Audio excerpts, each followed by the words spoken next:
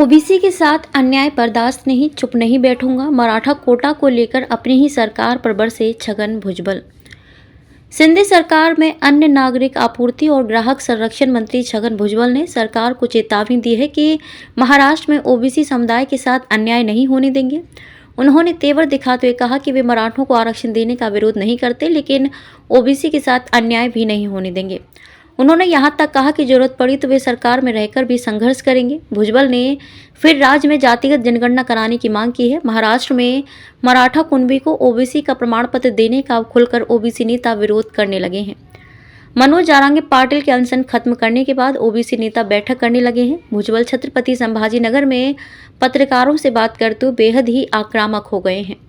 उन्होंने कहा कि ओबीसी समाज मराठा आरक्षण का विरोध नहीं करता, लेकिन उन्हें आरक्षण अलग से दिया जाए, नहीं तो यह गरीब ओबीसी घटकों के साथ अन्याय होगा। भुजबल ने कहा कि उन्होंने हमेशा अलग से आरक्षण की मांग का समर्थन किया है। उन्होंने कई बार यह बात रखी भी है, अगर भविष्य में अलग से आरक्षण की मांग की गई तो हम मराठा समुदाय के लिए जरूर लड़ेंगे, लेकिन अगर इस तरह से पिछले दरवाजे से प्रवेश दिया जाएगा तो हम इसका विरोध करेंगे। भुजबल ने कहा कि अगर कोई आरक्षण के मुद्दे पर राजनीति कर रहा है तो ओबीसी समाज चुप नहीं बैठेगा और अपनी निर्णायक भूमिका निभाएगा।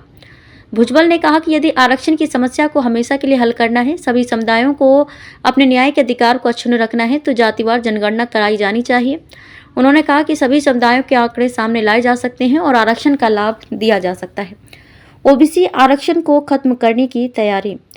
भुजबल ने कहा कि जिस जालना जिले में अखिल भारतीय महात्मा फूले समता परिषद के सम्मेलन में तत्कालीन मुख्यमंत्री शरद पवार ने ओबीसी घटकों को आरक्षण देने की मांग की थी, उसी जालना जिले में ओबीसी आरक्षण को खत्म करने की समाज की तैयारी की जा रही है। ओबीसी समाज को अब एकजुट होकर संघर्ष करने की जरूरत है। मैं किसी एक जाति का प्रतिनिधित्व नहीं कर रहा हूं, बल्कि मैं राज्य के 375 से अधिक छोटे घटकों का प्रतिनिधित्व कर रहा हूं। इसलिए मैं हमेशा ओबीसी समुदाय के लिए लड़ता रहूंगा। उन्होंने आगे कहा कि वे सरकार में रहते हुए भी इसके खिलाफ लड़ेंगे। आरक्षण की मांग को लेकर बीड़ जिले में आंदोलन हुआ और कई जगहों पर आगजनी की गई। अगर आपको हमारी वीडियो अच्छी लगी हो तो वीडियो को लाइक करें और चैनल को सब्सक्राइब करें और ताज़ा खबरों के लिए जुड़े रहिए मुंबई हलचल के साथ।